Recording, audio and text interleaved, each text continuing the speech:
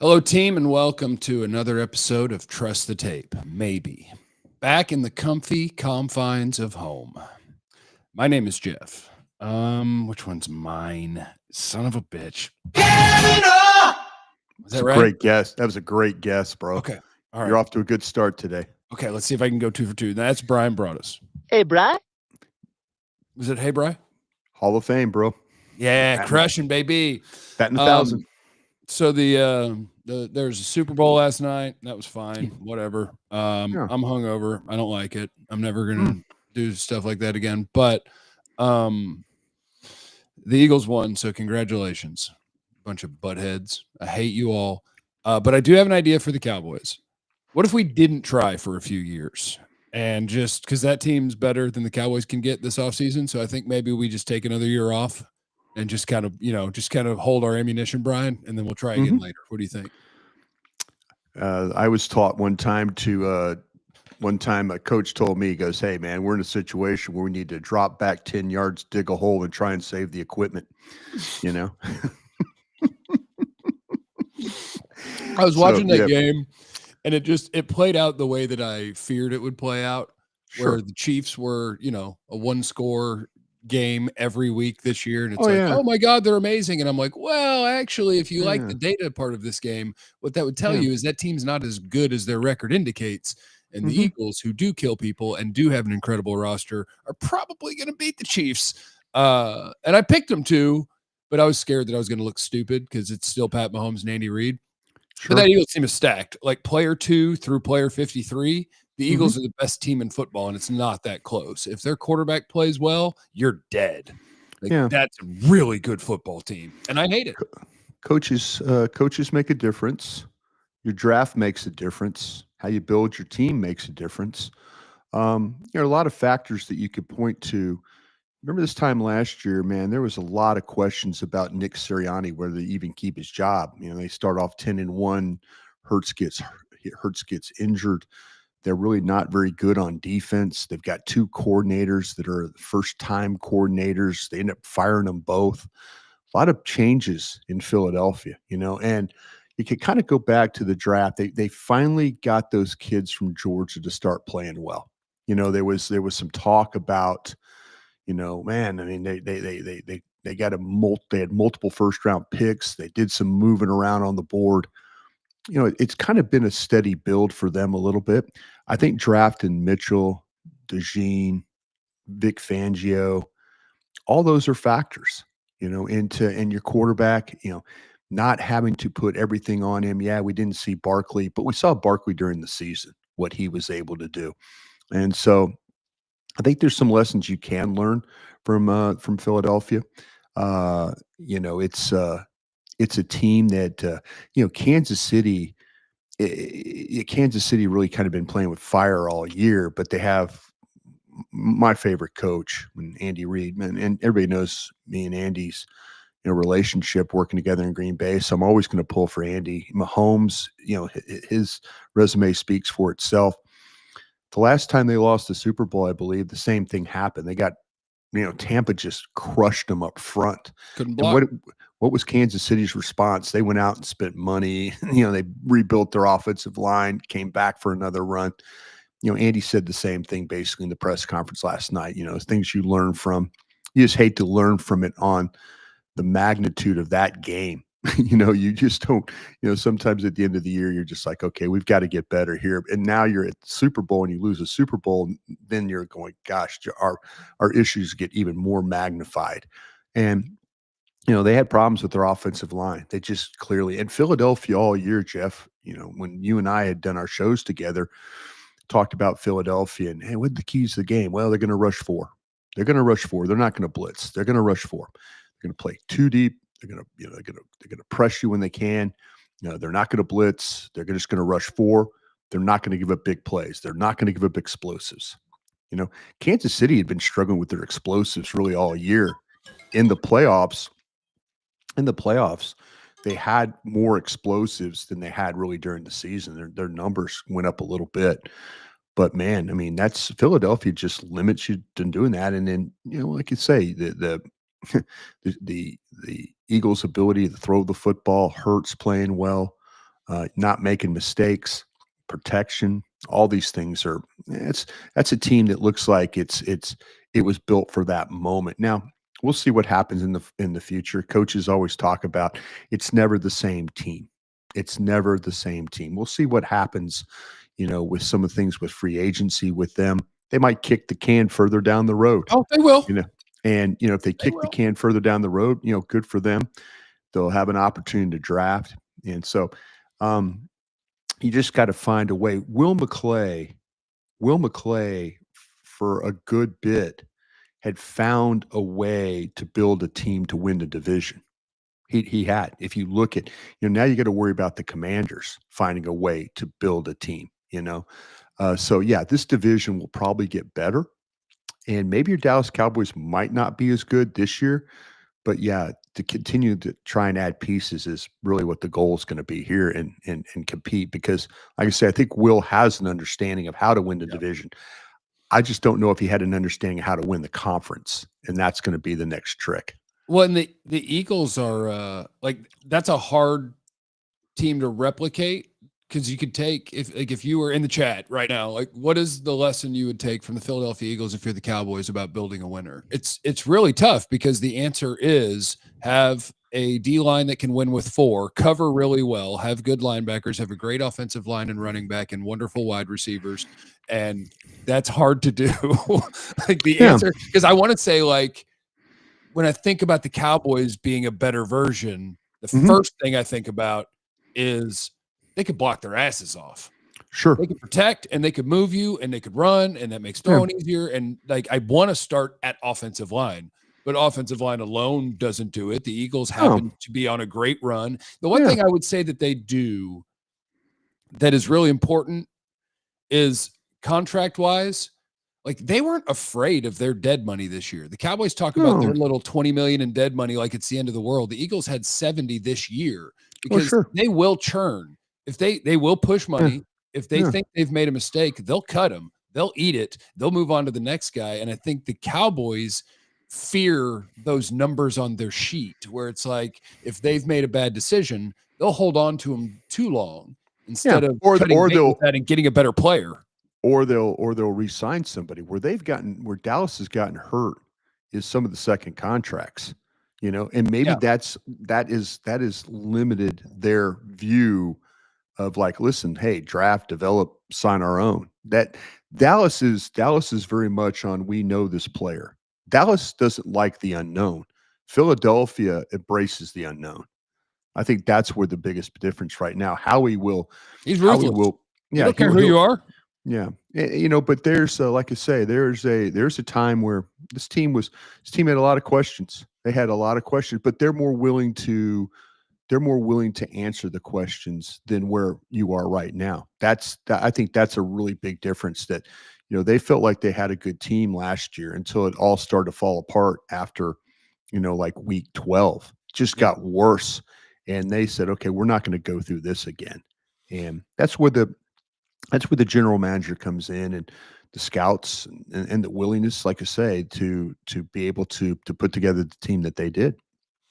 So we have to move on to an Ian Rapoport report. Micah Parsons. Let me get the exact wording here. Don't let me screw up any wording. Normally open with his opinions, Cowboys 25-year-old superstar hasn't said much of anything about the team's promotion of Brian Schottenheimer after the parting of ways with Mike McCarthy, a move Parsons called devastating. While there have been no trade talks, sources say they have at least been some internal discussions about whether to pay Parsons or trade him for a king's ransom. If the Cowboys are willing to listen, they may get it. This city loves to trade big-time players. What's that? This city loves to trade big-time players. Yeah. I mean, we'll get into good idea, bad idea, but I would start off with the idea that you have those internal discussions, like you're supposed to. Jeff, you have to. I mean, no, you're absolutely have to talk about everything. Yeah. If you don't, you're done. Yeah. So I support that. Yes, you have every conversation. Sure. I mean, I don't know if you want to go through and try to find what a realistic haul for Micah Parsons, or if you want to start with the opinion piece, because my opinion is you search your entire GM life for players like Micah Parsons. So trading him away, unless you're saying I don't want to try to win for the next 3 or 4 years, is silly. You have your quarterback who's going to be there. if you get rid of Micah Parsons, I don't care what you get back. You're losing that trade. Just pay Micah Parsons. But you're supposed to have those conversations. Yeah, no, but Jeff, you and I have done plenty of shows together, and in other venues and avenues that we've been a part of. There's a lot of talk about Micah Parsons, very similar to what's talked about with Luka Doncic, from the Dallas Mavericks side of things. You think Mike is fat? I think Micah. I think there's things that Micah really doesn't like to do workout wise. Sure, I think there's some things. Micah is on his own plan. Micah has his own ideas. Micah to me, and this is one of the things I do appreciate about him. When it's not football time, Micah's going to go see the world. Micah's going to go to Tokyo, Japan. Micah's going to go to Philadelphia and be a part of basketball games. Micah is going to go and he's got other interests outside of football. I appreciate that about him. The things about the OTAs, the mini camps, the things like that. Micah, as we've talked about, hates classroom football. He doesn't want to come in, and did it set you back for, with Mike Zimmer? Yeah, Zimmer found ways to use him. Did they get off to a great start last year? No. Was that Micah's fault completely? No. Mike Zimmer even admitted. But if you have a player that plays at such a high level, but you have problems connecting with him, and you're worried about that, that's, the Cowboys are in a situation right now, and everybody knows this. This front office ain't going anywhere. So if they trade Micah Parsons, nobody's job is going to get affected. Oh, and you think they might Amari Cooper his ass? It'll just be a guy that they don't love and just be like, yeah, screw it. Sure. Well, I mean, I'm putting this out there, Jeff. This is not the first time. I got killed in the media a year ago by fans when I brought up the fact about trading Micah Parsons and the problem. And now it's like common occurrence to talk about it. Hey, Brad? Exactly. Yeah. I mean, listen, Frederick Garrett there says trade the man. Oh yeah, let's go. That'd be great. We'll be a dumb. That's kind of where it used to be like, what are you talking about? Why are you even bringing this up? But you hear things. You people talk. And is it always the Joneses? No. Is it people within the organization? You got to remember, guys and gals, I worked there 14 years. There's people you have relationships with that could tell you like, hey, this is a problem. This is not good. This is great.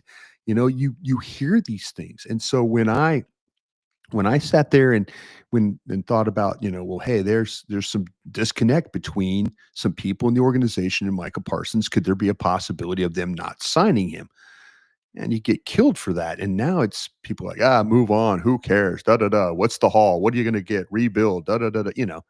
Now here we are. But this is something that's talked about, as you mentioned, every single day in the National Football League. They're talking about it right now in Cleveland with Myles Garrett. I mean, I'll challenge you, Jeff. Is there anybody on your board at 12 that's better than Myles Garrett? No, God, no. Then we should maybe think about trading for Myles Garrett is what we should be thinking about. Because to me, this draft, and people are like, trenches. We got to talk about the trenches. This offensive line group scares the F out of me right now. And I think they're going to roll with it. And that's what I'm saying. This scares the F out of me. Defensive tackles, boy, I'm there with you. Edges, they're with you. Offensive line, you couldn't drive a nail up my ass right now to have to pick an offensive lineman. Oh, I'm sorry. I got it mixed up. I thought you were talking about what the Cowboys offensive line is going to be. You're talking about drafting in this class. Yeah. I mean, people are like, they watched the Eagles last night and they think about the trenches and stuff. Yeah. Dallas has tried to help the offensive line. You know what? I can't remember the kid's name. God dang. And somebody on the text will tell me. They drafted a kid from Washington State at Philadelphia, first round pick that ended up being a bust. It was a bust. But what they do, they got lucky. They get Jordan Mailata. That's what I'm saying. They will cut bait. Yeah, that's what I'm saying. They are, Kelsey goes. What do? They draft that Cam Jurgens. They move him from guard. Dickinson was a a center guard. They moved him. You know, they will adjust their guys. Lane Johnson has been a great player for a long time. But see, that's what I'm saying. That this is when you say, man, we need to beef up that offense. Andre Dillard, there you go. Andre Dillard, bust, big bust, first round. There you go. Thanks, fans. Appreciate you. So they'll find somebody else to do the job. They're not going to sit around and assume that he's going to figure it out. They hit on Jordan Mailata. Sometimes you have to be able to, you know. But like I said, this draft, people are like, you know. People immediately react to something. They just immediately in sports, and you can't always. But to get back with the Micah Parsons stuff, man, this is not new news. This is not new news, folks. This is legitimate conversations you have every single day about, does the player fit, and are we willing to pay him the $35 million a year that he's going to command? All right, what are we going to get? What are we going to get if somebody called you and said, hey, I read Ian Rapoport's article, so I just wanted to check in with you, Jer. What's going on with Micah? And the answer is, boy, we love him so much, and we do. But if you did and do, and then you give me all the things, what is Micah? 3 ones? A player and some ones? And if you make that trade, are you announcing to the world that, like, we're kind of not planning to win with Dak the next year or two? No, they might not be. Even signing Micah Parsons, they might not be very good. Let's not fool ourselves about that. We're about to have, and let's see if they do something about it, because we're about to have we had the first wave of players leaving last year. Yeah. And they all ended up on the Commanders. Yeah. Here comes the next wave of players. When you start to talk about, and guys that played at a high level for you while your team was really banged up. Oso Diggy, I've seen people tweet at me, you know, Pro Football Focus is saying they're projecting him at Oso Diggy's $20 million a year. If that thing gets north of 12, I'm out. Okay, you're probably out. All right, okay, your tackles suck. Thanks for tweeting at me today. I appreciate you. But see, this is where you know, they're about to have a second round of players walking out of here. The depth, and they're going to suck. Yeah. Then they're going to suck. There's a good chance, because what they'll do is they don't have enough picks. They tell us they don't have enough cap space, and so what's going to come down to is drafting.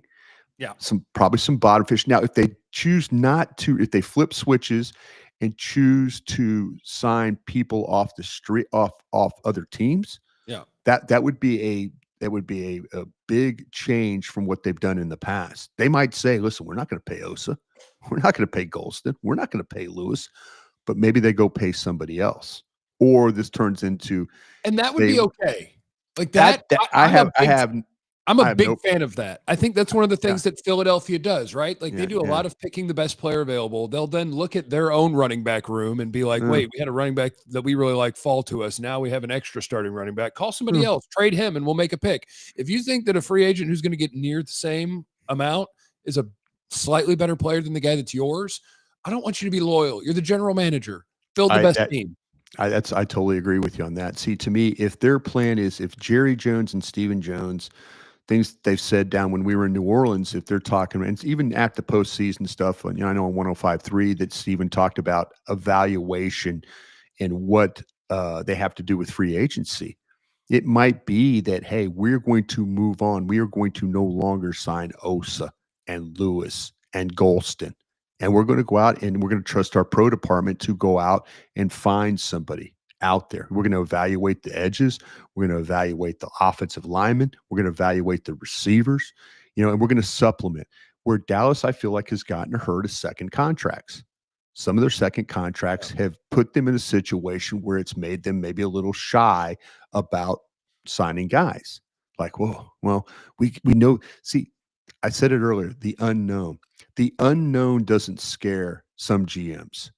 It makes this GM very, very nervous, I think. Maybe not Jerry. It makes Steven nervous. Yeah, what makes other teams' GMs nervous is maybe getting fired. So they're like, bro, let's go. That's it. See, Howie. I saw a deal about Howie, and I remember this very well. When Chip Kelly came in there, Howie was running the team, and Chip Kelly came in, and Chip wanted nothing to do with Howie or anything that Howie did. Right. And Howie moved the other side of the building and just sat there and for 2 years watched Chip Kelly do what he did. And then when he got back into the chair, he got rid of all the Chip Kelly stuff and and okay, he said, "Let's go." he told him, he basically told Jeff Lurie, see, 2 years you did what you wanted to do. You got Chip Kelly in here. He effed everything up. Let's get this thing going back the right way. Give me And that damn phone. Give me that draft board. Give it back. Yeah, and Howie does a good job because, like I said, I think Howie works every day in fear. I think you're really good at your job when you fear you might not have it tomorrow. Sure. Sure. Yeah, some of the best people I've ever been around in business they love going to work, but they're scared every day they're going to lose their jobs. Yeah. The minute you lose that fear, you're no good. You're no good. You're no good at. And like I say, Les Snead with my buddy at the Rams, Jason Light down in Tampa. Those dudes 5 years ago, 6 years ago, fearful of losing their jobs. Yeah. And then now it worked out. All of them get extensions, but they still fear losing their jobs every day. That's how they move. Let's shout out the Super Chatters. Knight. Can you beat a team using their blueprint? You could beat the Eagles with their blueprint. It's build the best team. So yeah, if you they're good. Well, and let's give, they're about to lose their offensive coordinator, which they probably are like, okay, I wonder if they're going to convince Doug Nussmeier to stay. He's always gone with Kellen Moore. Doug Nussmeier's always gone with Kellen Moore. Now, Jeff Southland, the offensive line coach, will stay no matter what. That's a constant that they have. And Vic Fangio ain't going anywhere unless he just wants to retire. But I don't think he wants to retire. I think that is the Cowboys' hope, and this goes along with the super chat from Josh. We don't need to draft more O-line. We need legit weapons. Adams did great with way less O-line talent in Arizona. We need playmakers in order to compete. You do need playmakers. I would be very happy if you told me that you were going to try to upgrade at right guard or left tackle or right tackle, whatever, right? Sure. The goal of this thing is to find the best players and to make the best decisions. So I don't care. Like, yes, they need a playmaker with CD. But if you find a better player at a different position, that's what the first few rounds of a draft are for, is for getting the best players locked in, cheap. So, but I do think that is going to be the Cowboys' hope this year, is probably that we think our offensive line coaching wasn't good enough. Oh, sure. Systematically and development-wise, we think we're going to be better. That's going to be the primary cause of the Cowboys' offensive line getting better, and I hope that works out. And I think it could. Because, it seems pretty unanimous amongst people that I know and trust that they don't think the Cowboys' offensive line coaching has been great. No, hell no. Hopefully the next guy is going to be good. And that also goes to Vance's super chat. Can the new OC improve the O-line? Sure. I think so. We'll see. Yeah. If not, then it, bad year. Yeah. Well, like I said, even with these guys, the way that I think it does take players. I think coaching is very important. I don't get me wrong, but it also takes talent to go out and win these games. You look at Vic Fangio. Vic Fangio, I think, was in his career was 0-7 against Patrick Mahomes. 0-7, I think, is what he was. Yeah. And this team won a bunch of games, but this was not the best Chiefs team. Like, they don't have a lot of. Like, I think if you went through it and you did in yesterday's game, I think the Eagles were better at least 18 of the 22 starting spots. I'll give the Chiefs the 3 technique with Chris Jones. I'll give them Trent McDuffie over one of the corners. I'll quarterback, give them Pat, and I'll give them. I thought I had one more off the top of my head. Tight end Kelsey, maybe, probably Kelsey over Goddard. Probably. Yeah. The other 18 spots, it's Philly. So like the Chiefs won a lot of games. The Eagles had the better team. See, the reason you couldn't pick against the Kansas City Chiefs was Reed and Mahomes. No, but that's what I'm saying. I'm just saying fandom out there. Right. And it's hard to. And I said it. I'm like, I will feel stupid when Pat Mahomes. That's why the line. That's why the line was 1.5, because nobody could, in good conscience, after what Mahomes did last year, they kept saying, "Oh, he wins playoff games at home." He went on the road and just did what he did. after that, it's hard to pick against a guy that's like that. You saw the last two Super Bowls. Well, the Super Bowls that he's lost, they've been overwhelmed by the defensive front. Yeah. They The best pressure. guy on the planet's dead if you can't block. If He's you dead. can't if you can't block, you're not going to win. Yeah. That's pretty simple football right there. Yeah. Love the show, fellas, from The Thank you. Truth. Or how do we have any faith in Catboy and Jerry making moves to improve their roster? Painful to watch the Eagles win. Yeah. I mean, I don't know. I guess I don't know if I do, but it's not about faith to me. It's about being a content creator and talking about them. Mhm. I'm just going to talk about it. Yeah. I don't know that I believe that they're going to adopt the Eagles style of Mm. being willing to walk away from their own, not pretending they're always going to develop, over relying on draft and development, not Mhm. making shrewd moves, paying the wrong guys because they like them, not paying the right guys that you need to pay early. Like, I don't have faith that they're going to suddenly flip who they are as an entire front office. So instead, we'll focus on who are they going to draft? Who might they sign? What should they the do? not just the Cowboys, the entire league should be worried about what Philly does. Yeah. So it's not a Cowboy thing. It's it's like the whole league should be worried about how Philadelphia operates. I'll tell you what, I think the Commanders, with their general manager coming from San Francisco, I think San Francisco's a team. San Francisco had a lot of injuries last year, but San Francisco's a team I respect a lot of how they built their team and the players they have. That guy, and I said it before, I think I said on the show, Jeff, that Jaden Daniels, this is the worst team he's going to play for. This is the worst one. That team is only going to get better. Yeah. That team is only going to get better with cap space and draft picks and that quarterback on a cheap contract. They're only going to get better. So you are who you are, but the whole league should worry about Howie Roseman, not just Dallas Cowboys. Whole league should worry. Yeah, I mean, the dude's a beast, and like the Joneses, I hope they stop saying it out loud, even though it's true, because it just sounds like not total incompetence, but that you're not willing to do the same things to win. Like, we have entered an NFL world where the void years has become a very real thing. The teams who really want to win, think they're in a window, are going to kick cans hard down the road to be able to sign players. And they're going to do it aggressively. And if you are not swimming in those waters, you better be the best drafting team ever and the best coach team ever, or you're in trouble, because there's always going to be at least a few teams that are in that mode. And if you ain't willing to write them checks and play that game, it's going to get further and further away from you. Listen, this is where I would be at if I was a general manager for one of these teams and we talked about job security, which you have absolutely none of it. I would sit there and I would do things that were like similar to what Philadelphia is doing. Yeah, just screw the team. Like, even worse. And you know why? Because if it doesn't work in 5 years, and this is how I look at with just a Dallas Mavericks comparison with Nico Harrison. If they get rid of Nico Harrison, it's no longer his problem. Yeah, it's somebody else's problem. Which probably happen. Allegedly. I mean, it's what I'm saying. If you do stuff and you F it up so bad and they fire you, it's not your problem anymore. Then you go work on the NFL Network and you get to be on ESPN and you get to be like, Mike Tannenbaum and and these guys that get to talk about how they effed up teams and nobody ever remembers they drafted like crap and all that. You get a job.